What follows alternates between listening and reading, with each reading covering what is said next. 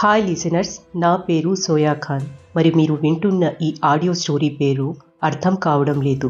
ఒకతను డైలీ రెస్టారెంట్లో తినేసి బిల్ పే చేయకుండా తప్పించుకొని పోయేవాడు. ఆ రెస్టారెంట్కి డైలీ వచ్చే మరో కస్టమర్ ఇది గమనించి ఓనర్కి కంప్లైంట్ చేశాడు. మీ రెస్టారెంట్లో ఒక దొంగ కస్టమర్ డైలీ భోంచేసి మీరు యామారినప్పుడు ఇక్కడి నుంచి బిల్ పే చేయకుండా తప్పించుకొని వెళ్ళిపోతున్నాడు అని. ఆ కంప్లైంట్ విన్న రెస్టారెంట్ ఓనర్ నవ్వుతూ బదులిచ్చాడు, మీరు చెప్తున్న ఆ దొంగ కస్టమర్ గురించి మీతో పాటు నా దగ్గర పని చేసే సర్వర్స్తో పాటు చాలామంది నాకు కంప్లైంట్ చేస్తూనే ఉంటారు. అసలు ఏం జరిగిందంటే, ఒకరోజు ఉదయం రెస్టారెంట్ ఓపెన్ చేయాలని బయలుదేరాను. దూరంగా ఈ దొంగ కస్టమర్ రైల్వే ప్లాట్ఫామ్ దగ్గర నాకు కనిపించాడు. బిల్ పే చేయకుండా డైలీ తింటున్నాడు అనే దానిపై హెచ్చరించాలనుకొని వాడి దగ్గరకు వెళ్ళాను. అప్పుడతను కళ్ళు మూసుకొని పైవాడిని ప్రార్థిస్తున్నాడు. ఈరోజు కూడా నేను తిన్న తర్వాత డబ్బు కట్టకుండా తప్పించుకోవడానికి రెస్టారెంట్లో జనాలు నిండుగా ఉండేలా చూసుకోదేవుడా. ఏ దిక్కు లేని వాణ్ణి ప్రతిరోజులాగే ఈరోజు నన్ను పట్టుబడనివ్వకుండా తప్పించు అని కోరుకుంటున్న అతడి ప్రార్థనను విని నాకు అర్థమైంది. ఒకప్పుడు ఎంత ప్రయత్నించినా నా రెస్టారెంట్కి కస్టమర్స్ వచ్చేవారు కాదు. బట్ ఎప్పటి నుంచి ఈ దొంగ కస్టమర్ గురించి కంప్లైంట్స్ వింటున్నానో అప్పటి నుంచే నా రెస్టారెంట్లో నిండుగా కస్టమర్స్ రావడం అనేది గమనించుకున్నా.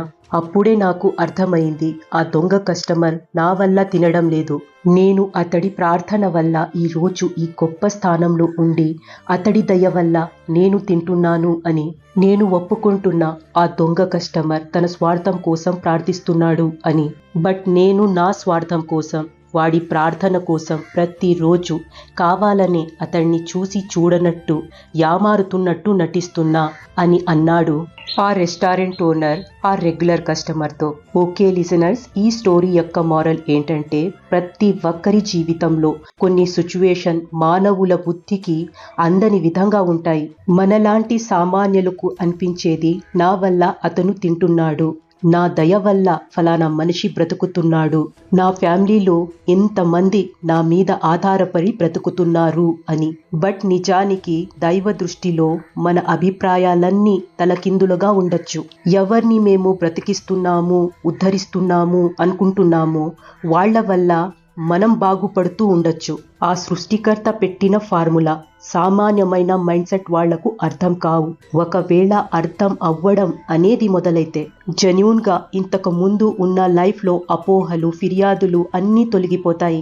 లైఫ్లో ప్రతి క్షణం, ప్రతి అణువు ఒక అద్భుతంలా అనిపిస్తుంది. ఫీల్ అయితే తప్పకుండా అర్థం చేసుకోవడానికి ట్రై చేద్దాం. ఓకే లిజనర్స్, మీ వాల్యుబుల్ టైం ఈ వీడియోకై కేటాయించినందుకు ధన్యవాదాలు. Have a nice day and bye.